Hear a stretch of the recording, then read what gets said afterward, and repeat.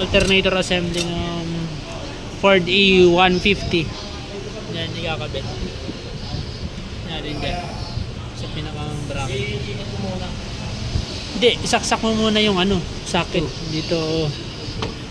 Ay, pwede naman dun. Kahit wag na, isalpak mo na lang muna. Oo. Ito yung luma, mga boss. Papalitan natin ng bago kasi hindi na ito nag-charge. So, wear and tear. So, kaya papalitan tayo ng bago. Ito yung bago niya. Medyo masikip.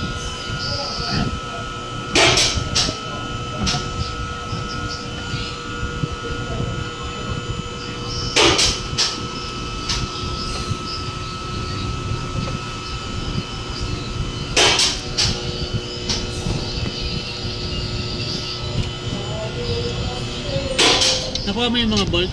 Ito ba? Oo. Dali lang pala. Nakita mo yung power handle dyan? Iniwan ko dyan eh. Oo. May tensioner? Ito. Parang nawawala. Wala eh.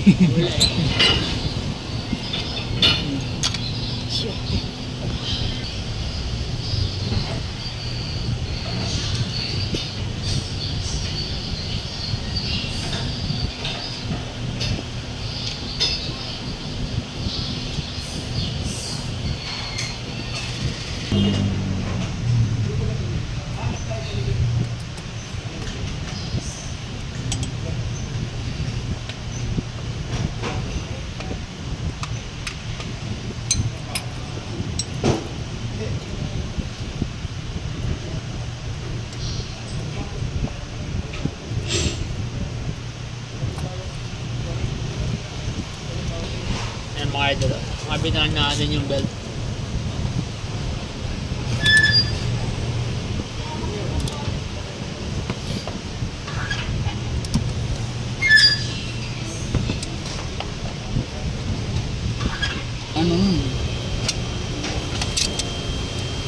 Yun na.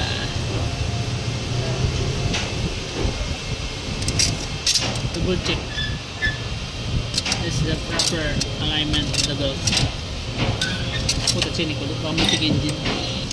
Okay, start na natin. E150 Ford E150 2009 model. Artista ban mga boss. Ay, tingnan nyo yung loob niya, oh. Yan. May tulugan. May lababo. Yan, mga boss.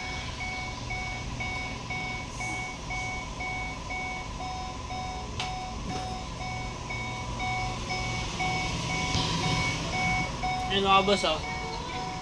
May lababo. May kama, upuan. May inuman. Yan. Artista ban. Start natin. Uy, Naloy!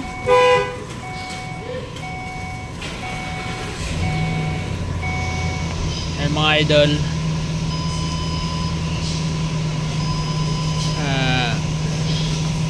Natin yung battery. Ilagpas siya ng kalahati. Sabihin, iti-charge na yan. So, testingin natin doon.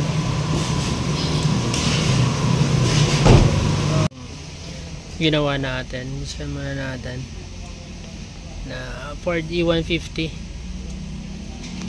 ito na hindi kasi ito na-charge, so nisyan ko muna.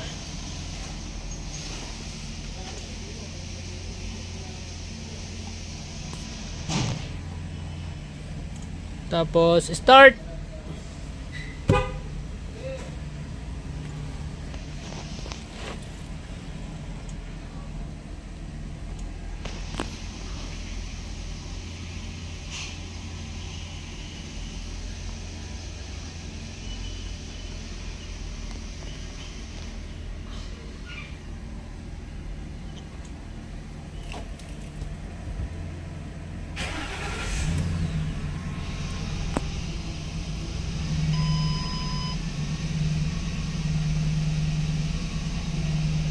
And nakita nyo charging na siya.